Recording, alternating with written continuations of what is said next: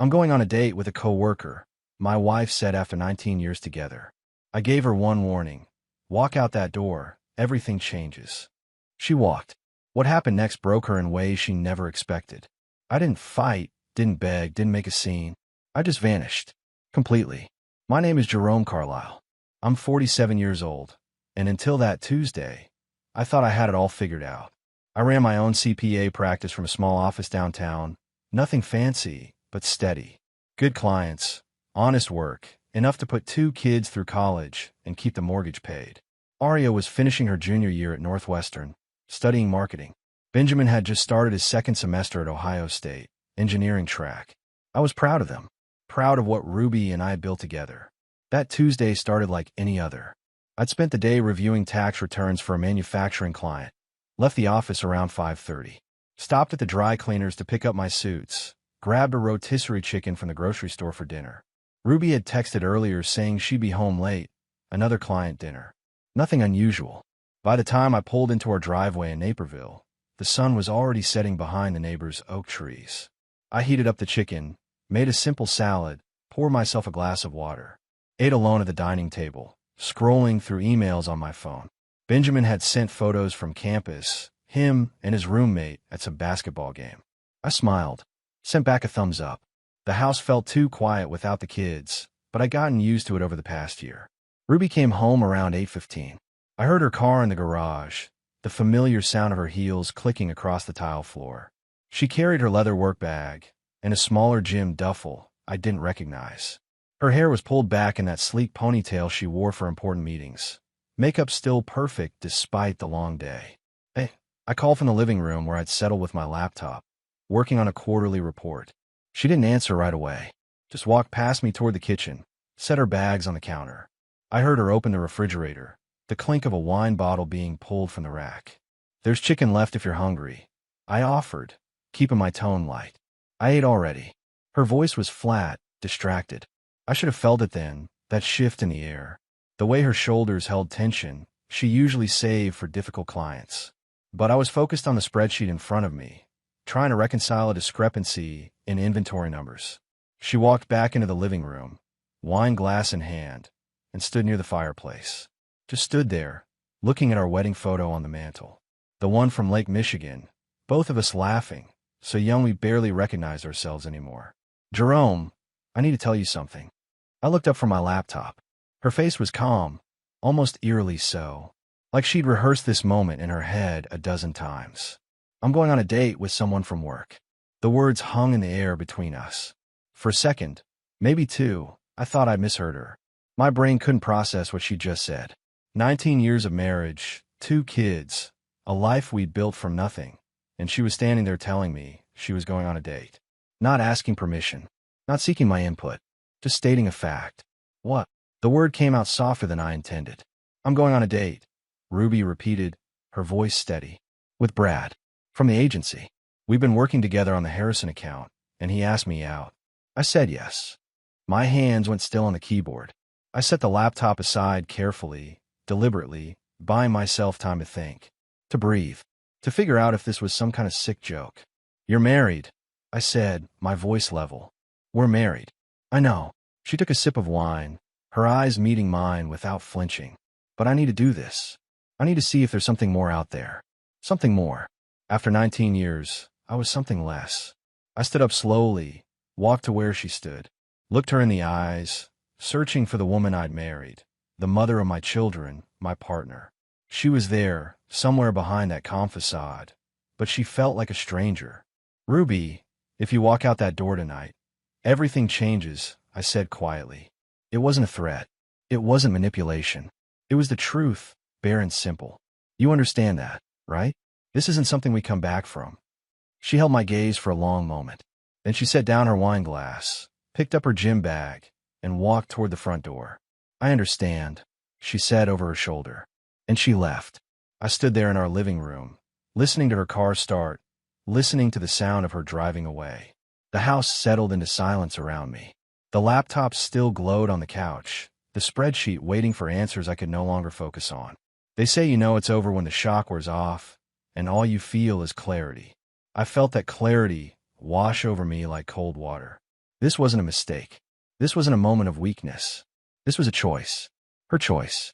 I walked to the kitchen, poured her abandoned wine down the sink, rinsed the glass, set it in the dishwasher. Then I went upstairs to our bedroom and opened my closet. It was time to make a choice of my own. I worked through the night with methodical precision. No crying, no rage, no desperate phone calls. Just one item after another, pulled from the closet, folded, placed in the suitcase. My hand stayed steady, even when my mind wanted to spiral. The thing about being an accountant is you learn to see things clearly. Numbers don't lie. They don't make excuses. Ruby had just shown me her numbers, and they didn't add up to a marriage worth saving. By 3 a.m, my side of the walk-in closet stood empty. Bare hangers swayed slightly from the air conditioning vent. The space looked skeletal, like ribs showing through skin. I'd taken only what was mine: clothes, a few books from my nightstand, my laptop, toiletries. Everything that made the room smell like me, cedar and sandalwood cologne, was gone. I left everything else untouched. The framed photos from our anniversary trip to Sedona stayed on her dresser. The wedding album remained on the shelf. Our kids' baby pictures, graduation photos, all of it stayed exactly where it belonged, in the home I was leaving behind. In the kitchen, I assembled the documents I'd need. Not for revenge, just for clarity. I'd spent weeks preparing our taxes, so everything was already organized. I made copies of our joint account statements, property deeds, investment portfolios. Then I did something most men wouldn't think to do. I transferred the house deed entirely into Ruby's name, refinanced it online through our bank, putting all responsibility solely on her. The car she drove, a leased Audi Q5 she loved, I signed over the lease. Our joint checking account, I withdrew my half, opened a new account at a different bank, left her portion untouched plus an extra $5,000. It took 4 hours of paperwork, but by dawn, I'd legally extracted myself from our shared life. No lawyers yet, no drama, just clean cuts. I left a folder on the kitchen counter. Inside, all the new account information, signed documents, passwords to utilities she'd need. No note, no explanation. The facts spoke for themselves. My wedding ring went into a small wooden box in my sock drawer. Not thrown away, not pawned, just set aside. Somewhere she'd find it eventually, if she ever looked. At 6:15 a.m, my Uber arrived. I'd requested it 30 minutes earlier, watching the little car icon move closer on my phone. I took one last look at the house. 23 years of mortgage payments. Countless weekends spent maintaining it, upgrading it, making it a home. I didn't feel sad. I felt free. The driver, a guy in his 30s with kind eyes, helped me load 2 suitcases into his trunk. "Early flight?" he asked. "New beginning," I answered. He nodded like he understood, didn't press for details. As we pulled away from the curb, I didn't look back at the house. Didn't watch it disappear in the side mirror. That chapter was closed, and I'd already moved on to the next page. Ruby would come home to silence. No shoes by the door, no coffee brewing, no husband waiting for an explanation. Just her choices, and the space they'd created. The Uber dropped me at Union Station in Chicago. I bought a ticket on the next train heading west, didn't matter where. Ended up in Denver by evening, then caught a Greyhound further into the mountains. By the 3rd day, I was in a town called Ridgway, Colorado. Population 800, give or take. I rented a room above a hardware store for $200 a week, paid cash. The owner, a man in his 70s named Walt, didn't ask questions. Just handed me a key and pointed to the stairs. The room was basic. Single bed, small table, hot plate, bathroom down the hall. A window overlooked Main Street, all 4 blocks of it. I could see the whole town from up there. Coffee shop, post office, general store, and not much else. I didn't tell anyone my real name. When Walt asked what to call me, I said Jay. Simple, forgettable. He nodded and went back to organizing his inventory. Those first weeks were the hardest, not emotionally, but practically. I had money, enough for my half of the savings to last a year if I was careful. But money without purpose is just numbers in an account. I needed something to do, some way to anchor myself. I started walking the town every morning. Noticed things. The coffee shop needed new signage. The community center had a broken railing. Small things, fixable things. I offered to help, didn't ask for payment, just traded labor for conversation. Word spread in a town that small. Within 2 weeks, people started approaching me with odd jobs. Fix a leaky faucet, repair a fence, balance someone's small business books. I did it all. Charged almost nothing. Build a reputation as reliable. The thing about starting over in a place where nobody knows you is the freedom. No history, no expectations, no disappointed looks. I was just Jay, the quiet guy who fixed things. At night, I wrote. Not fiction, not poetry, just thoughts. Observations about what it means to walk away from everything you've built. How silence can be louder than shouting. How dignity costs more than pride, but buys you peace. I published some of it on a blog I created, nothing fancy. Called it Walking Away. Notes from the Edge. Didn't use my real name, didn't include photos. Just words, raw and honest. 3 people read the first post, then 12, then 50. Men mostly, reaching out through the contact form, telling me their stories, how they felt invisible in their own homes, how they'd been taken for granted so long they'd started to believe they deserved it. I didn't give advice. I just shared what I'd learned. That leaving isn't weakness, it's self-preservation. That you can't save someone who doesn't want to be saved. That sometimes the most loving thing you can do is let go completely. By the end of my first month in Ridgeway, I had a routine. Work during the day, write at night, sleep without nightmares. My phone stayed off, buried in my duffel bag. No social media, no email, no digital footprint. I was learning to be nobody, and nobody had never felt so much like somebody. Ruby came home that night around 11, smelling of wine and expensive cologne that wasn't mine. The house greeted her with silence, so complete it probably felt like judgment. She called my name. No answer. Checked the garage. My car was gone. She texted me, then called, straight to voicemail. Probably assumed I was sulking at a hotel, playing the wounded husband, waiting for her to apologize. She didn't find the folder until the next morning. Made herself coffee, opened her laptop to check work emails, and there it was on the counter. Plain manila, her name written in my careful handwriting. Inside, she found documents that rewrote her world. The house deed, her name only. Car title, her responsibility. Bank statements showing I'd taken only what was mine, left her more than her share. A list of passwords, utility contacts, everything she'd need.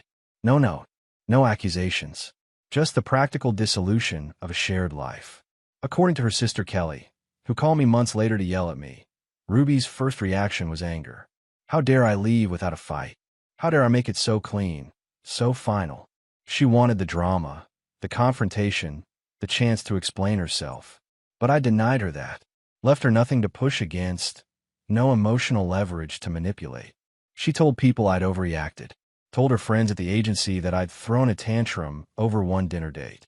Made herself the victim of a controlling husband who couldn't handle her independence. Some people believed her.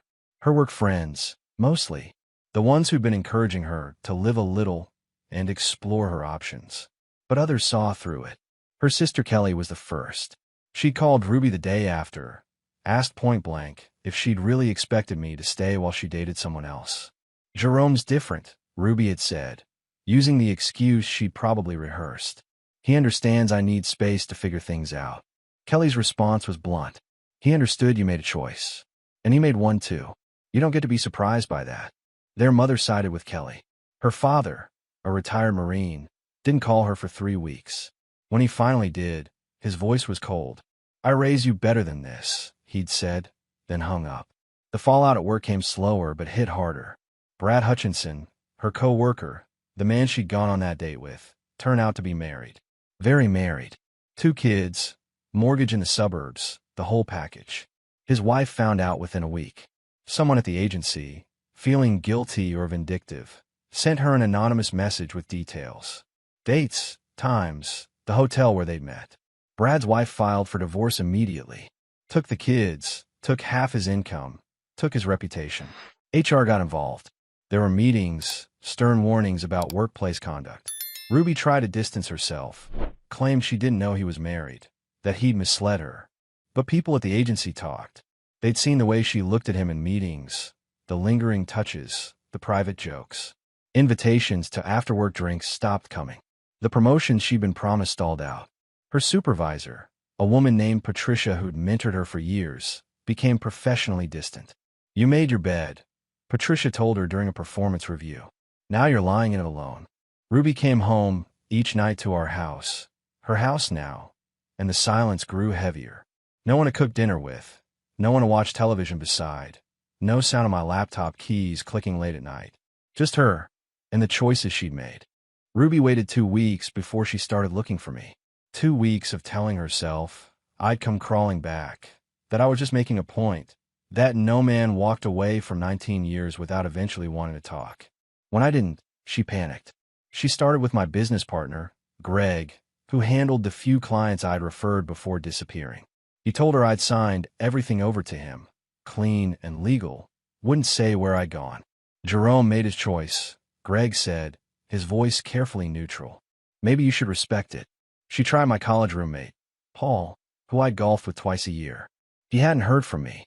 Tried the guy who ran the dry cleaners, the neighbors, even our family doctor. Nobody knew anything, or if they did, they weren't telling her. She hired a private investigator 3 weeks in. A woman named Susan Reeves, came highly recommended, charged $200 an hour. Susan searched credit card records, found nothing after the initial Uber ride to Union Station. Bank withdrawals stopped after I'd opened the new account. No digital footprint, no social media activity, no paper trail. It's like he evaporated, Susan told her during their second meeting.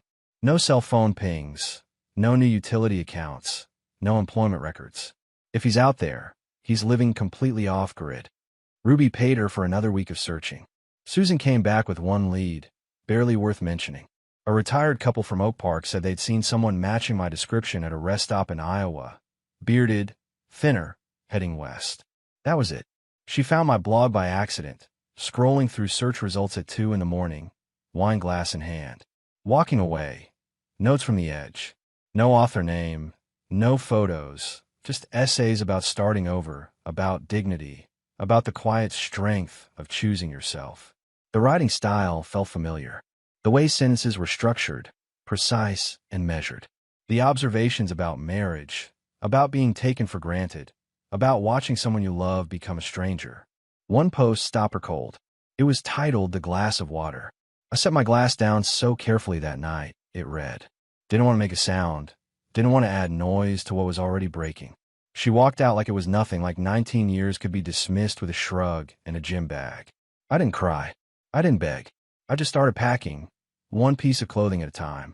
And with each item folded, I felt lighter. Not broken. Free. She read it 4 times, hands shaking. It had to be me. The details were too specific, too close. But there was no way to confirm it, no contact information, no way to reach whoever was writing these words. The comment section was full of men thanking the author, sharing their own stories, saying these words had given them permission to leave, to choose themselves, to stop being invisible. Ruby closed her laptop and sat in the dark for a long time. Somewhere out there, I was helping other men do what I'd done to her. I was turning our marriage into lessons for strangers, and there was nothing she could do about it. The investigator sent her final report a week later. No current address, no employment records, no contacts, just a note at the bottom. Subject has effectively disappeared. Suggest client cease search and move forward. Ruby paid the bill and stopped looking. Not because she'd accepted it, but because she'd run out of places to search. I'd become a ghost in my own life, and ghosts can't be found by people they're haunting. 6 months in my new life, I'd built something unexpected. Not wealth, not status, just peace. In a small community that valued me for what I did, not what I'd failed to be. The blog had grown beyond anything I'd anticipated. 10,000 monthly readers, then 20, then 50. An editor from a small independent publishing house in Portland reached out through the contact form. Her name was Rachel Kim. She'd read every post, seen something in the rawness that she thought could become more. Have you ever considered turning this into a book? She asked during our first phone call. I hadn't. The blog was therapy, a way to process what had happened. But as we talked, the idea took shape. Not a memoir exactly, but a guide. A roadmap for men who'd lost themselves in marriages that had stopped valuing them. I want to stay anonymous, I told her. No photos, no real name, no publicity. Rachel agreed. The words matter more than the face behind them. We worked on it for 8 months. I'd write in the evenings after my handyman jobs, send her chapters. She'd edit and send them back. The process was meticulous, painful sometimes, dredging up memories I tried to bury. But it was also cathartic. Each chapter one finished felt like another weight lifted. Another piece of the old Jerome left behind. We titled it, The Man Who Walked Quietly. Rachel designed a cover, minimalist, just a silhouette of a man on a mountain trail at dawn. No author photo, just the pseudonym, J.R. Maris. The book released on a Tuesday in October. Rachel sent me the first copy, held it in my hands in my small room above Walt's hardware store. It felt surreal, seeing my pain transformed into something tangible, something that might help someone else. Sales started slow, a few dozen copies in the first week.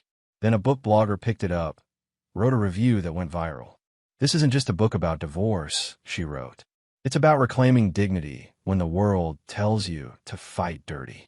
Within a month, we'd sold 5,000 copies. Then 10,000. Therapists started recommending it to clients. Divorce lawyers bought it in bulk for their waiting rooms. 3 months after release, Rachel called with news that made me set down my coffee. "You're number one," she said. New York Times bestseller list. Nonfiction hardcover. I stood in my small room, looking out at the mountains that had become my sanctuary, and felt something I hadn't felt in years. Not pride exactly, but validation. Proof that walking away didn't make you weak. It made you human. The royalties started coming in. More money than I needed. More than I'd expected. I kept living simply, put most of it into investments, donated some to the community center in Ridgeway that had given me odd jobs when I first arrived. I wasn't Jerome Carlisle anymore. I was J.R. Maris, a name that meant something different, something stronger. And somewhere back in Illinois, Ruby had no idea that the husband who'd disappeared had just become someone the world was starting to listen to.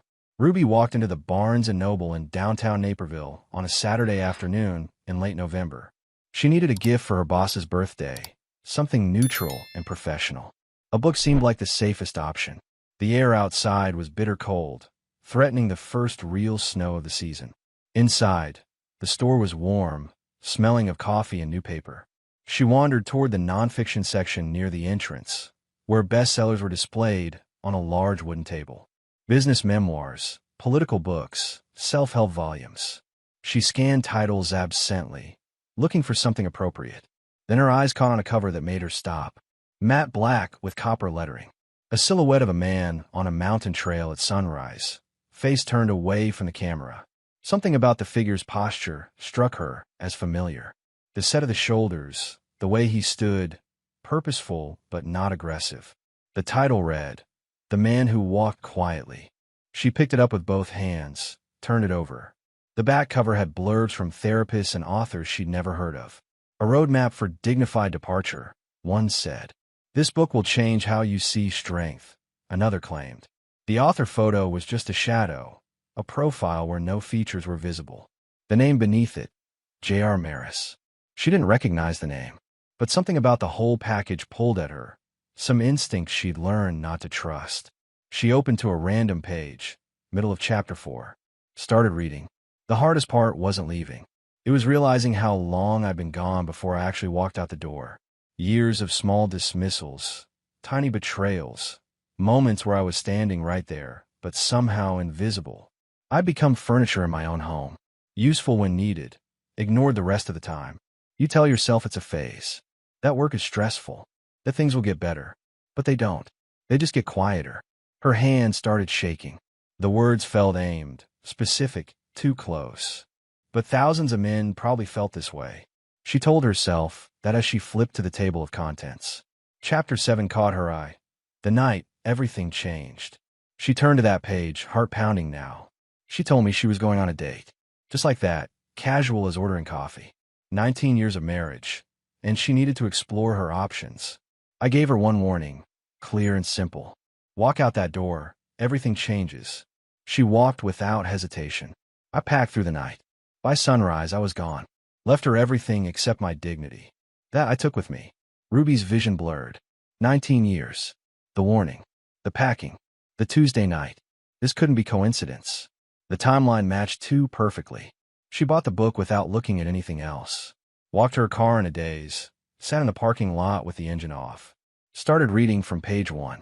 The dedication page stopped her immediately. To the moment I stopped asking to be chosen.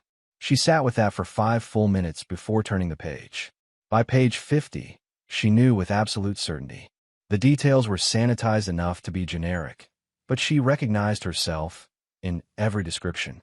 The wife's ambition, her need for validation, her drift away from the marriage while still living in it. The narrator talked about tax season, about working late on client returns while his wife attended networking events, about fixing things around the house while she planned weekend trips with coworkers who mattered more. She read through sunset, through dinner time, into the night. Sat in her driveway with the dome light on, unable to stop. The middle chapters describe the narrator's realization that he'd become invisible. How he told himself she was just busy, that they'd reconnect later. Once, he wrote. An endless series of postponements that I accepted because the alternative was too painful. The book wasn't cruel. That destroyed her most. It wasn't revenge or character assassination. It was honest. Brutally honest about what it felt like to be dismissed, to give everything and receive indifference. The chapter about leaving was clinical, precise. He described packing methodically, leaving the house, the car, the joint accounts, signing everything over with care. I didn't take anything that would hurt her, he wrote. I took only what was mine. My dignity, my self-respect, my future. Those were the only possessions that mattered. The final chapter was titled, Peace Without Permission. People ask if I'm angry, it read. If I hate her, if I want revenge. I don't. Anger requires caring about their opinion. Revenge requires giving them power over your peace. I have neither anymore. She probably thinks I'm somewhere nursing wounds, waiting for her to apologize. But I don't need her apology. I don't need her understanding. I don't need anything from her at all. That's the freedom she gave me when she walked out that door. She released me from the obligation of caring what she thinks. And in that release, I found myself again. Ruby closed the book at 2 in the morning. She'd been sitting in her car for over 6 hours. Her eyes were swollen, her throat raw from crying. She looked at the house through the windshield. The house I'd left behind. The house that was supposed to feel like freedom, but instead felt like a tomb filled with regret. For 9 months, she told herself I'd overreacted, that I was weak for leaving. But this book showed her something different. I hadn't run away. I'd walked towards something better, with more grace and dignity than she deserved. She looked at the author bio. J.R. Maris lives in the Rocky Mountains and writes about dignity, rebuilding, and finding peace in unexpected places. Somewhere in those mountains, the man she'd taken for granted for 19 years had become a best-selling author, had transformed his pain into something meaningful for thousands of people, while she turned hers into nothing but an empty house and overwhelming regret. Ruby started writing to me the next day. Not to my old email, that was dead. Not to my phone, disconnected. She wrote to the publisher, Attention J.R. Maris. The first letter was short, formal. Dear Mr. Maris, I read your book. I think I know who you are. If I'm right, I need to talk to you. Please, just once. Ruby. She mailed it Monday morning, spent the week checking her mailbox compulsively. Morning, afternoon, evening. No response. She wrote again. Longer this time, abandoning formality. Jerome, if this is you, please let me explain. I made a mistake. I see that now. What I did was wrong, selfish, cruel. I just need to know you're okay, that you're happy somewhere. Please write back. Still nothing. Third letter. Fourth. By the 6th week, she'd sent 11 letters. Each one longer, more raw, more desperate than the last. I've lost everything, she wrote in letter 9. My job promoted someone else. My friend stopped calling. Aria won't speak to me for more than 5 minutes. Benjamin answers my texts with one-word replies. Even my own parents look at me like I'm a stranger they're disappointed in. I know I deserve this. I know it's consequences for what I did. But please, just tell me you're okay. That's all I need to know. Letter 12 described seeing Brad at a coffee shop. His wife destroyed him in the divorce. Took the kids, the house, half his retirement. He tried to talk to me, wanted to reminisce about what we had. I walked away without saying a word. What we had nothing. I destroyed my marriage for absolutely nothing. By letter 15, she was writing at 3 in the morning, wine-drunk and desperate. Do you ever think about me? Do you hate me? I hope you hate me. That would mean I still matter somehow, even negatively. The thought that you might feel nothing, That I might be completely irrelevant to you now. That's worse than hatred. At least hatred is an emotion. At least it means I still exist in your world. She wrote about Thanksgiving alone. I cooked a turkey for one, set the table like we used to, with the good china. Then I sat there by myself and realized this is my life now. This is what I chose when I walked out that door. She wrote about Arya visiting for an hour, standing in the doorway the whole time like she didn't want to come inside. She said, "You had the best man I've ever known, and you threw him away for what? A few months of feeling wanted by someone new." I couldn't answer her. What could I say? Letter 20 described her father showing up unannounced. He stood in the driveway looking at the house you helped him build the deck for. Looked at me with this quiet disgust. Said, 21 years that man gave you. And you threw it away for what? Then he left without staying for coffee. What Ruby didn't know was that every letter reached me. The publisher forwarded them to a P.O. box I'd set up in a neighboring town. I drove there once a month, collected whatever had accumulated. I read the first few letters completely. Sat with them in my truck in the post office parking lot. Her handwriting unchanged after all these years. Her words desperate, pleading, full of regret. I felt nothing. Not satisfaction at her suffering. Not anger at her audacity. Not even pity. Just a distant observation that the woman who'd walked out so confidently had discovered consequences, and consequences didn't care about apologies. After the fifth letter, I stopped reading them completely. Just opened them enough to confirm they were from her, then filed them in a box in my closet, unread. The letters weren't for me anyway. They were therapy for her. Attempts to relieve her guilt, to transfer her pain onto the person she'd wounded. She wanted me to respond, to engage, to give her some role in my new life, even if it was just as someone I forgave or someone I hated. But I wouldn't give her that. Not because I was being cruel or vindictive. Because her pain, her regret, her suffering, none of it was my responsibility anymore. After letter 23, they stopped coming. Either she'd given up, or she'd finally accepted what I'd known since that Tuesday night in March when she walked out the door. Some doors, once closed, don't reopen. Some bridges, once burned, don't rebuild. Some people, once you walk away from them, stay walked away from. I wasn't being heartless. I was being honest with myself. And honesty, real honesty, sometimes looks like silence. Ruby had stopped looking for me. Stopped writing letters that went unanswered. Stopped checking the author's website for tour dates or public appearances that never materialized. Nearly 18 months had passed since that Tuesday night, and she'd learned to live with the silence. Then the invitation arrived. A thick cream-colored envelope, hand-addressed, delivered by courier to her office on a Wednesday afternoon. Her name written in elegant calligraphy she didn't recognize. No return address. Inside, embossed stationery announced an exclusive literary event. An evening with contemporary voices. A private conversation on resilience and rebuilding. Location, a small venue in Boulder, Colorado. Date, 3 weeks away. Limited attendance. Invitation only. At the bottom, in smaller text, featured speaker, J.R. Maris, author of The Man Who Walked Quietly. Ruby read it 3 times, hands trembling. This was it. A chance to see me, to talk to me, to somehow make me understand. She booked a flight that same afternoon, reserved a hotel room, requested time off work. The venue was intimate, maybe 50 seats in a restored theater with exposed brick walls and soft lighting.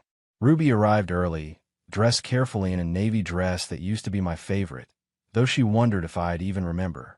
People filtered in slowly. Readers, therapists, a few other authors.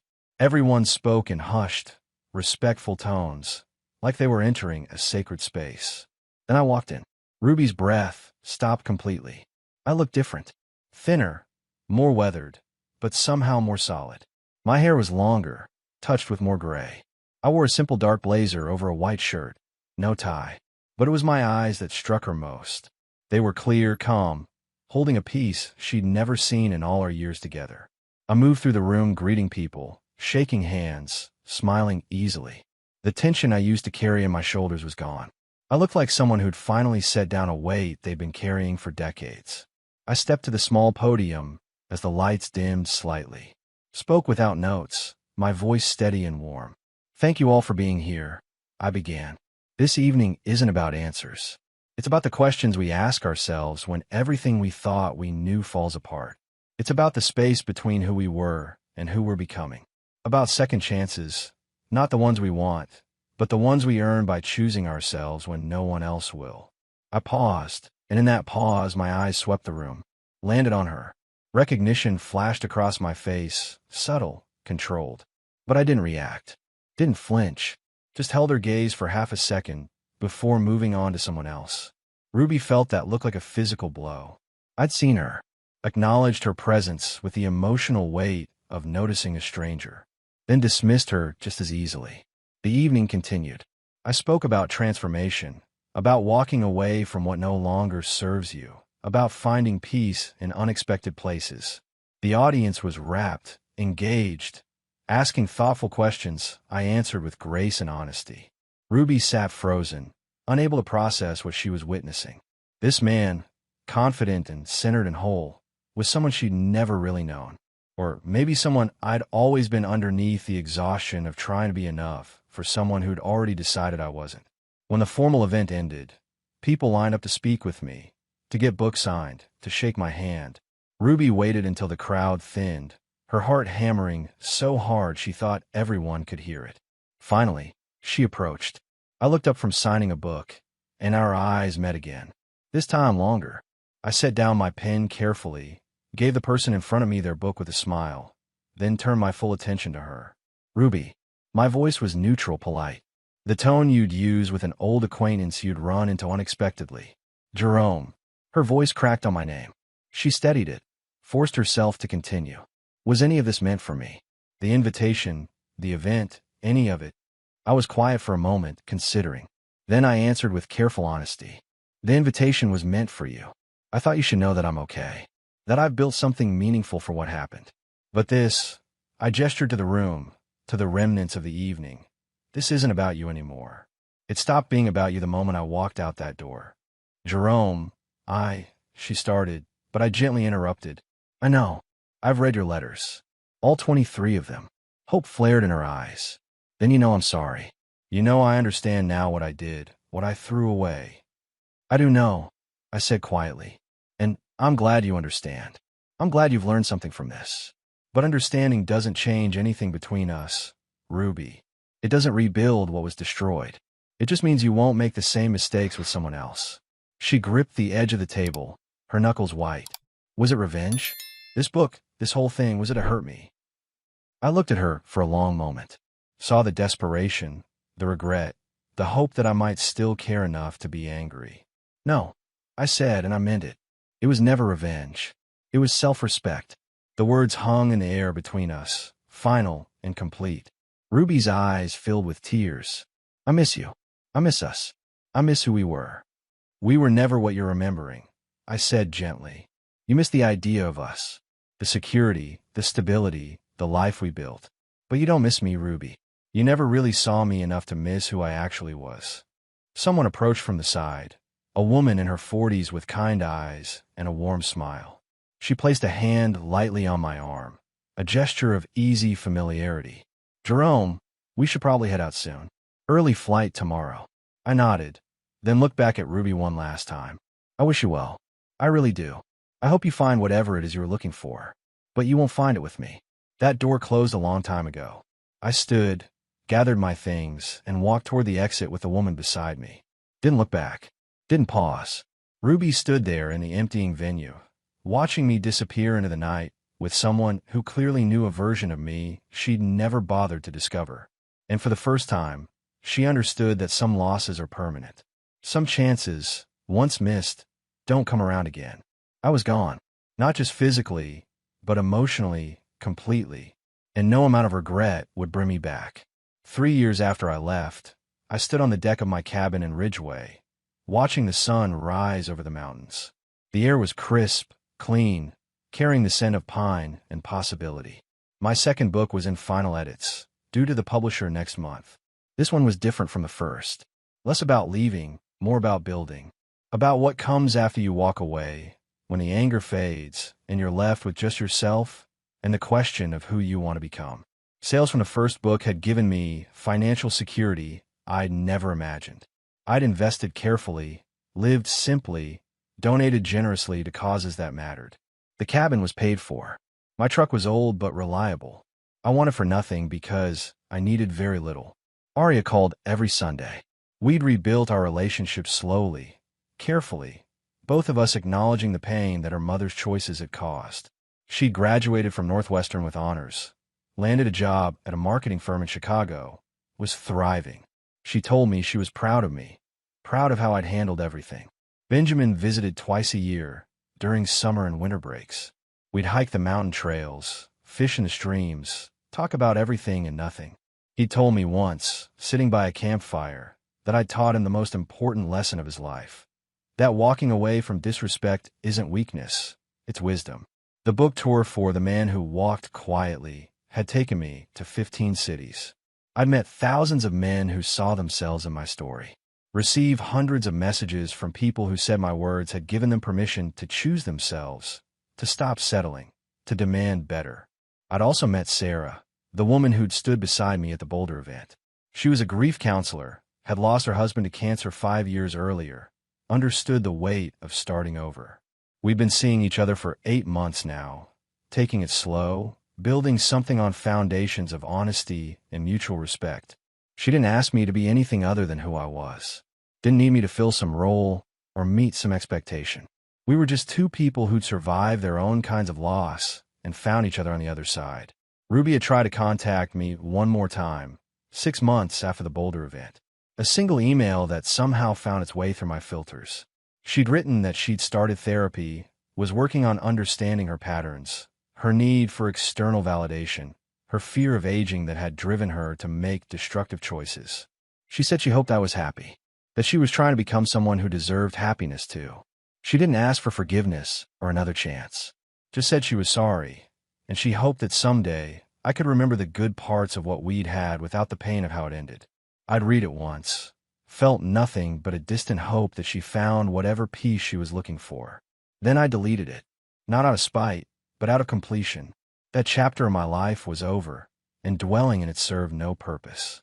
I'd learned that healing isn't about forgetting. It's about remembering without the sting, about transforming pain into wisdom, betrayal into boundaries, loss into lessons that make you stronger. Standing on that deck, coffee in hand, mountains stretching endlessly before me, I felt something I hadn't felt in decades. Complete peace. Not happiness exactly, though I was happy, but peace. The deep, unshakable kind that comes from living in alignment with who you actually are instead of who someone else needs you to be. My phone buzzed. A text from Sarah. Morning, Mountain Man. Still on for dinner tonight? I'm making that pasta you pretend not to love. I smiled, typed back. Wouldn't miss it. I'll bring wine. Simple. Easy. Real. I'd walked away from everything I'd known, carrying nothing but 2 suitcases and my dignity. And I'd built a life that was mine, completely and utterly mine. A life where I was seen, valued, chosen daily. The old Jerome, the one who'd folded himself into smaller and smaller shapes, trying to fit into Ruby's life, was gone. In his place stood someone stronger, wiser, more complete.